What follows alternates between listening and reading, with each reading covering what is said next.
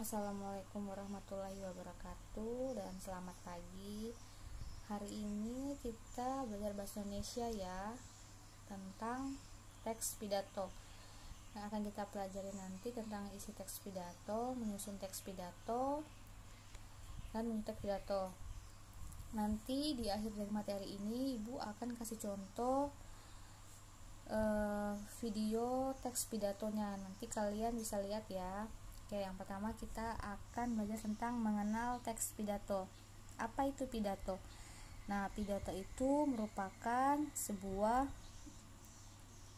penyampaian informasi yang disampaikan oleh orang. Biasanya kalian pernah lihat kan, kalau hari Senin, ibu kepala sekolah ataupun ibu guru lainnya yang memimpin upacara melakukan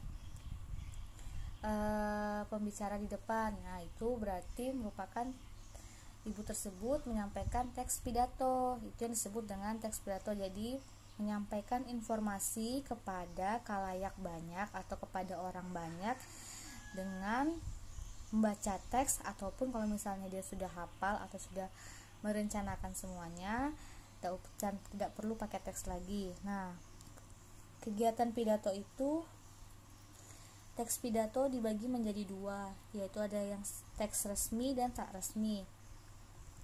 Kalau pidato resmi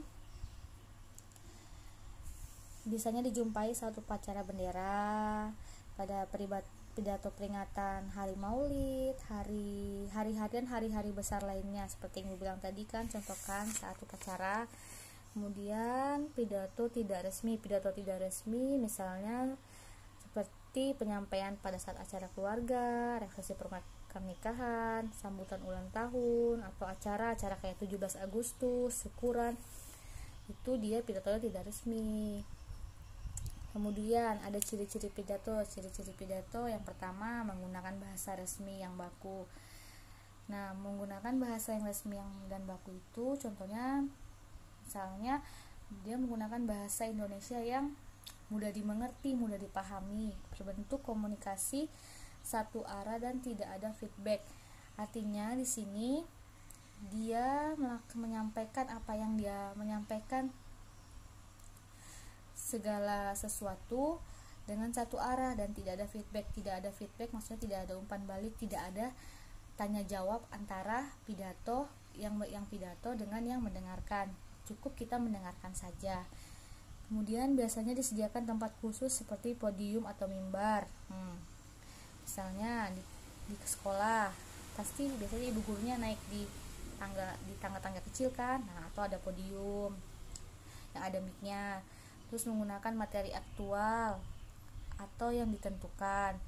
Kemudian menggunakan sistematika atau urutan berpidato. Biasanya itu yang resmi. Ada pembukaan, ada penutup, nanti kita pelajari juga, nanti Ibu jelasin. Kemudian ada jenis-jenis pidato. Jenis-jenis pidato ada 3, yaitu pidato persuasif, informatif, dan pidato reaktif. Pidato persuasif yaitu pidato yang bertujuan untuk membujuk atau mengimbau pendengar terpengaruh dengan pidatonya. Nah, pidato persuasif ini adalah pidato yang membujuk orang atau menghimbau kepada orang untuk ayo kita lakukan sama-sama, ayo.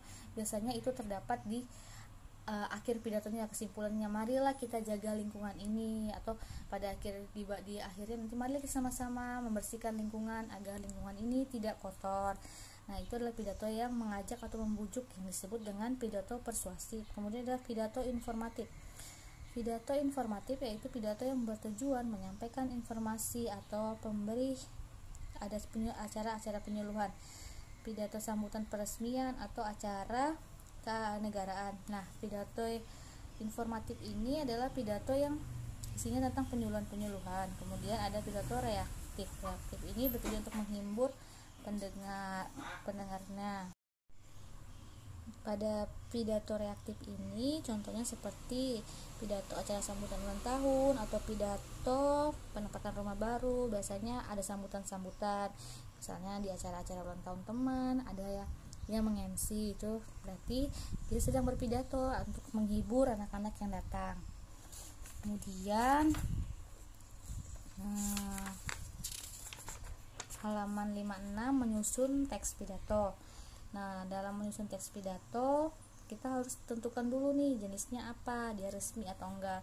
Terus topik yang akan kita bicarakan apa nih, tentang apa, tentang lingkungan, tentang tema kebersihan atau tema-tema yang lainnya.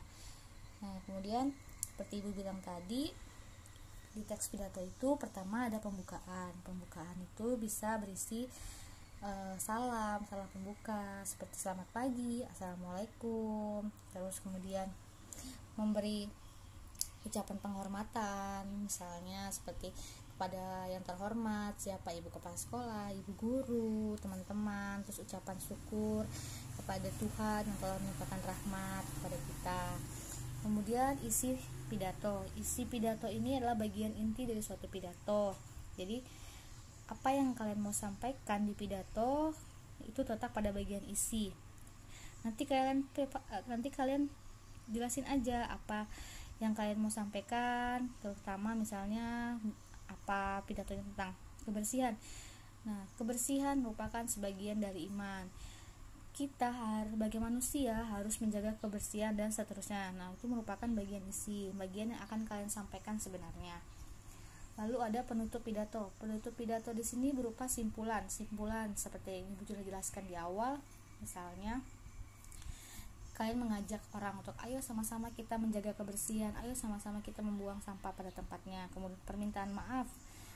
Nah, permintaan maaf itu misalnya, mohon maaf atas segala kekilafan dan kesalahan yang saya buat ataupun tidak sengaja. Kemudian salam penutupnya seperti tadi di awal ada salam pembuka, kemudian diakhiri dengan salam penutup seperti wassalamualaikum warahmatullahi wabarakatuh ataupun selamat sore, terima kasih. Kemudian untuk menyajikan ini kalian bisa baca ya. Nah, setelah ini Ibu akan tampilkan video teks pidato. Silahkan kalian dengar dan pahami ya. Terima kasih. Pertama-tama marilah kita panjatkan puji dan syukur kehadirat Allah yang telah melimpahkan nikmatnya kepada kita semua, baik nikmat iman maupun nikmat sehat, serta rahmat dan inayahnya kepada kita semua, sehingga dapat berkumpul di sini di hari yang cerah ini. Salawat serta salam juga marilah kita panjatkan kehadirat Nabi Muhammad kepada para keluarganya, sahabatnya, juga umatnya akhir zaman. Dan semoga kita semua dapat syafaatnya di akhir nanti. Amin ya Rabbal. Amin. Hadirin yang saya hormati, lingkungan seharusnya dapat mencerminkan budaya kita yang selalu mengedepankan tentang kenyamanan. Alangkah tidak bijaknya jika lingkungan di sekitar kita terlihat kotor dan tidak enak dipandang. Apalagi sekolah ini yang selalu kita singgahi setiap hari untuk menuntut ilmu. Hadirin yang saya hormati, lingkungan sekolah seharusnya terlihat sejuk, indah, dan nyaman. Saat kita belajar tidak ada lagi terganggu dengan adanya sampah yang berserakan. Oleh karena itu, saya sebagian dari sekolah ini ingin terus terjaganya tentang kebersihan lingkungan sekolah. Dan setiap kelas seharusnya sudah memiliki kedisiplinan itu tersendiri. Bila siswa-siswi yang mempunyai jadwal pikir seharusnya datang lebih awal, agar ketika pelajaran pertama dimulai sudah tidak ada lagi sampah yang berserakan di kelas dan kita nyaman untuk belajar. Hadirin yang saya hormati, kita semua tahu bahwa adanya tong sampah itu bukan karena alasan. Adanya tong sampah karena kita agar menjaga kebersihan lingkungan sekolah dengan cara membuang sampah pada tempatnya dan tidak terlihat seperti stadion yang habis digelari konser. Terlihat banyak sampah yang tidak enak dipandang. Dan juga di agama telah diajarkan bahwa kebersihan ialah sebagian dari iman. Walau konteks ajaran tersebut tidak hanya mengajari tentang kebersihan jasmani, tetapi juga tentang kebersihan rohaninya. Dan semoga kita semua dapat menjadi bagian salah satu orang yang selalu menjaga tentang kebersihan lingkungan dan menambah ketakwaan dan keimanan kepada Tuhan Yang Maha Esa. Amin ya Rabbal. Amin. Mungkin hanya ini yang bisa saya sampaikan. Kurang lebihnya mohon maaf, dan jika ada kesalahan hanya dari diri saya sendiri, dan jika itu kebenaran hanya dari Allah Subhanahu wa Ta'ala. Jalan-jalan ke tengah hutannya ditumbuhi pohon jati. Jika ada kesalahan dalam ucapan, pohon tidak dimasukkan ke dalam hati. Jalan-jalan ke tepian. Jalan-jalan ke tepian bila lelah duduk di kursi. Hanya ini yang bisa saya sampaikan. Sekian, terima kasih. Wabillahi taufiq wal hidayah. Wassalamualaikum warahmatullahi wabarakatuh.